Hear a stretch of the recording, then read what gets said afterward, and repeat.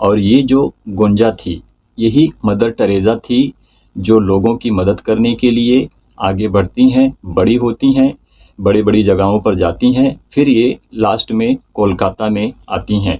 इनको ने ईश्वर परमात्मा परमेश्वर अपना दर्शन प्रकाशन दिया था और इन्होंने कहा था कि मैं जो काम करूंगी अपने लिए नहीं, परंतु मैं गरीबों के लिए, दुखियों के लिए, बीमारों के लिए काम करूंगी कि उनके अंदर अच्छी शिक्षाएं प्राप्त हों, वो अच्छे बने, और मेरा यही काम है कि ईश्वर मुझ पर प्रसन्न हो।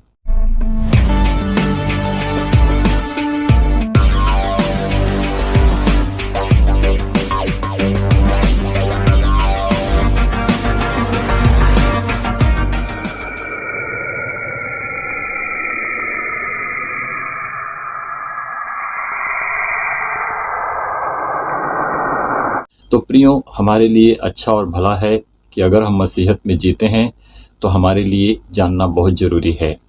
अगर एक इंसान किसी की मदद करता है या फिर एक स्त्री किसी की मदद करती है, तो अगर वो स्त्री परमेश्वर को जान लेती है, सच्चे ईश्वर को जान लेती है, तो वो अपने जीवन को कैसे बदल देती है और दूसरों की मदद करने के लिए वो अपने आप को कैसे खड़ी करती है।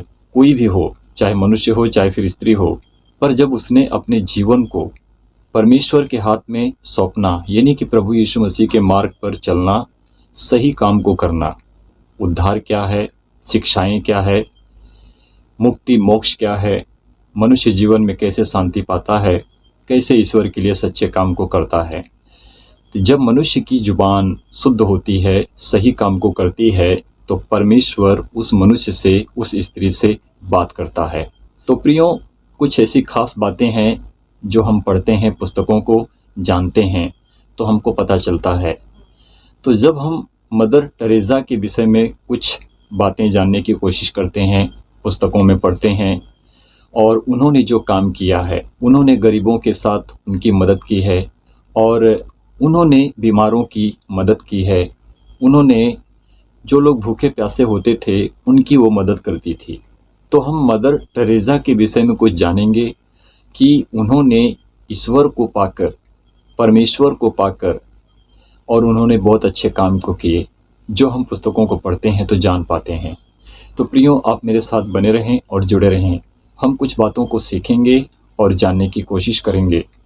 अगर हम भी किसी की मदद करेंगे तो हमारे साथ परमेश्वर रहेगा, हमारी वो भी मदद करेगा, क्योंकि प्रभु यीशु मसीह ने कहा, अगर तुम किसी के ऊपर दया करते हो तो मैं भी तुम्हारे ऊपर दया करूँगा। तो परमेश्वर का दया, परमेश्वर का प्रेम, उसका प्रकाशन मनुष्य के ऊपर आता है, चाहे वो स्त्री हो या फिर चाहे वो मनुष्य हो।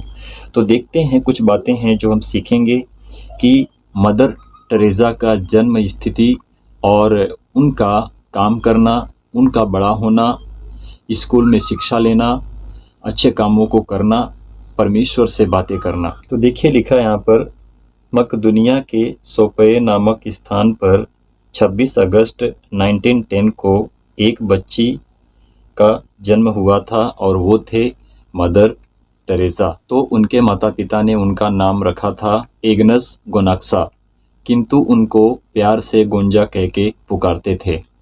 और गोंजा के पिता एक व्यापारी थे और उनकी एक निर्माण कंपनी थी, और इसके अतिरिक्त खाने पीने के लिए दुकान चलाते थे। देश में उस समय तुर्की साम्राज्य का शासन था और गोंजा के माता पिता ईसाई थे, जिसे हम कहते हैं मदर टेरेसा के माता पिता ईसाई थे, तथा उनकी परिवार अल्बानियन समाज से था। और व्यापारी होने के कारण गोंजा के पिता यात्राएं बहुत करते थे और इसी कारण वे एक परिषद के सदस्य भी थे। गोंजा की माता का नाम ड्राना था और उनमें बड़ी समझदारी थी और वे ज़रूरतमंदों की सहायता करती थी और उनके साथ रहती थी और उनकी मदद होती थी।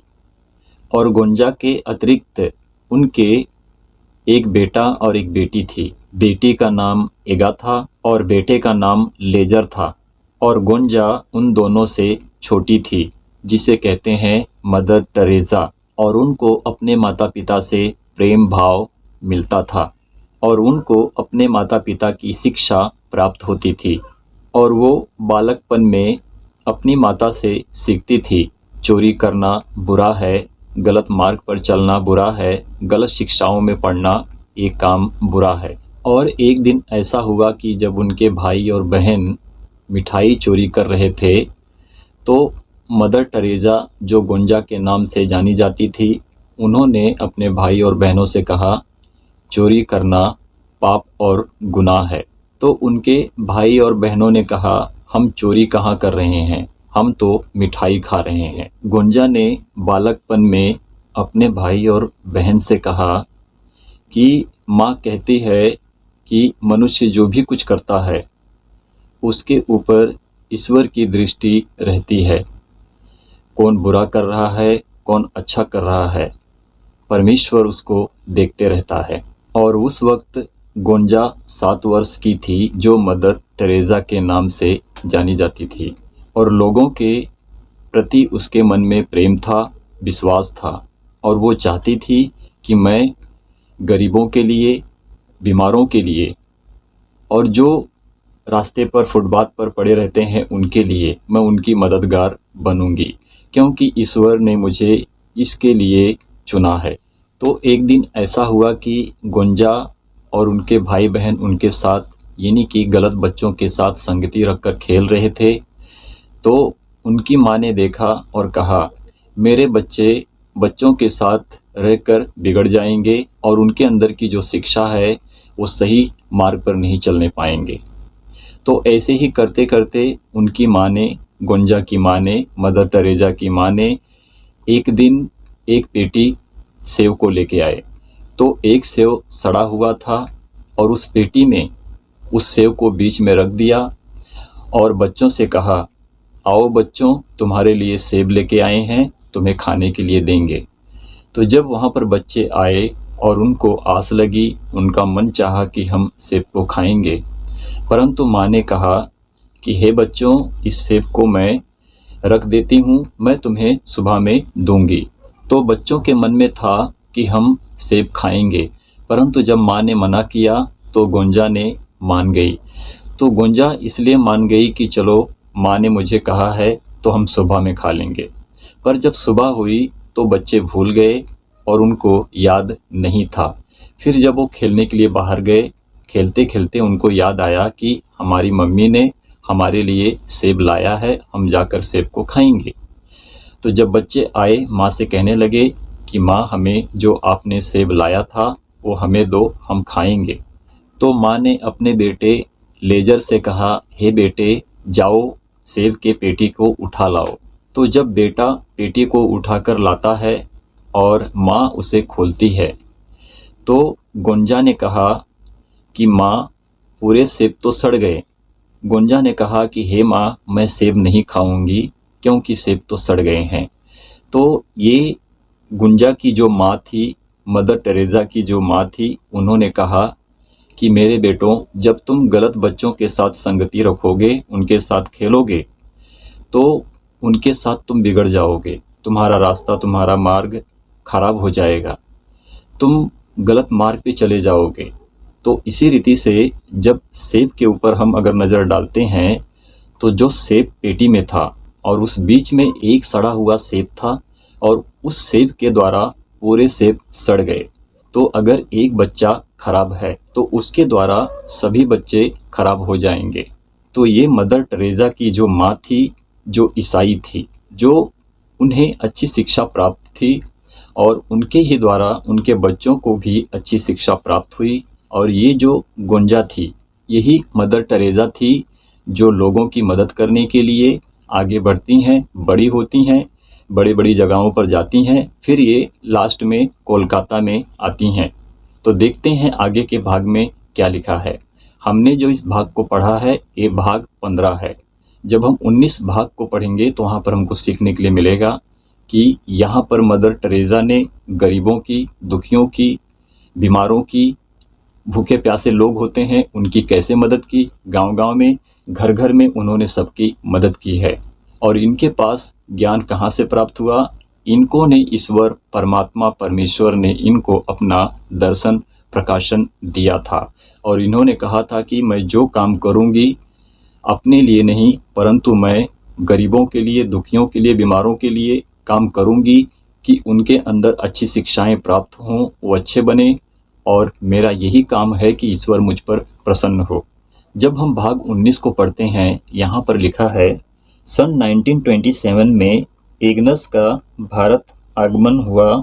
उस समय वे केवल 17 वर्ष की थी। भारत में उस समय अंग्रेजों का अत्याचार पराकाष्ठा पर था। आगे देखते हैं। स्वतंत्र सेनानी अपनी शहादत देकर भारतीयों को जागृत कर चुके थे।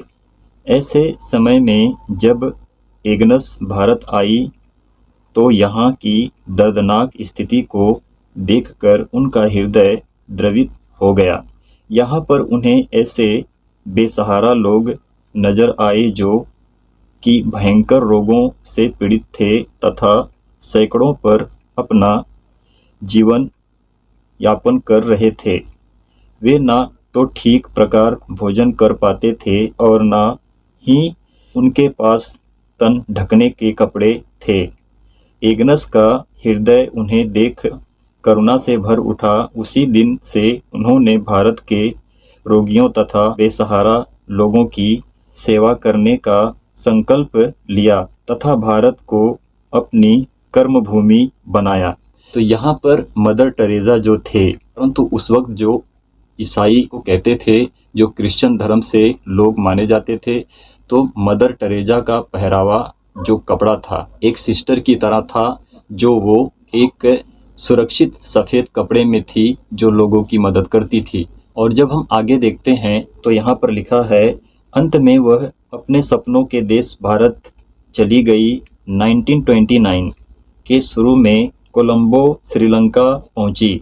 वहां से मद्रास और फिर कोलकाता में बिताने के बाद हिमालय की वादियों में बसे शहर दार्जिलिंग चली गई। वहां एक युवा सिस्टर अपना प्रशिक्षण शिविर चला रही थी। 23 मई 1929 को उन्हें भी शिक्षार्थी के रूप में स्वीकार लिया गया। 2 वर्षों तक प्रशिक्षण लेने के बाद वह कोलकाता चली आई ताकि एक शिक्षिका बन सकें। इसके लिए उन्होंने अपनी आगे की पढ़ाई भी शुरू कर दी।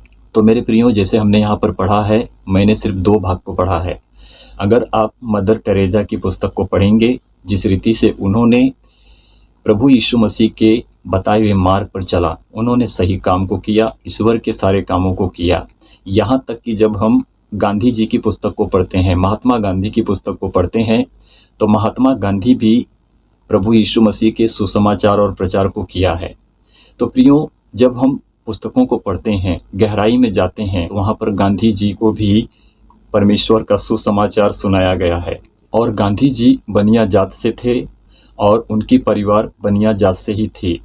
और गांधी जी की शादी भी हुई थी, जो 13 वर्ष के आयु में उनकी शादी हुई थी। जैसे कि गांधी जी राष्ट्रपिता हैं, हम उनको जांचते हैं और जानने की कोशिश करते हैं।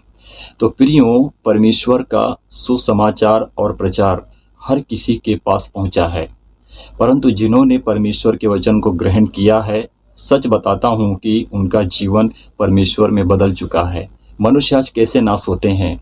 मनुष्य पाप करते हैं, व्यभिचार करते हैं, नशे में होकर अपने जीवन को बर्बाद करते हैं, परिवार के साथ सुखी से नहीं रह पाते हैं, दुख होता है, गरीबी होती है, बीमारी होती है, नफरतें होती हैं और जीवन में शांति नहीं होती है। जब तक कि मनुष्य प्रभु यीशु मसीह को जानकर परमेश्वर तक ना पहुँचे, तो उद्धार और मुक्ति और मोक्ष अपने जीवन में कभी भी प्राप्त नहीं कर सकता है। अगर मनुष्य मृत्यु को देखता है, मरता है, तो अगर वो प्रभु यीशु मसीह को ना जाने, परमेश्वर के वचन को ना जाने, तो उसका जीवन बर्बाद हो जाता है। क्योंकि जब वो मरेगा तो उसको शांति नहीं मिलेगी, परंतु वो अशांति में जिएगा। पंडित क्या करेंगे? पंडित आपके घर पे आएंगे, सराज करेंगे, हाँ चलो आत्मा को शांति मिल गई।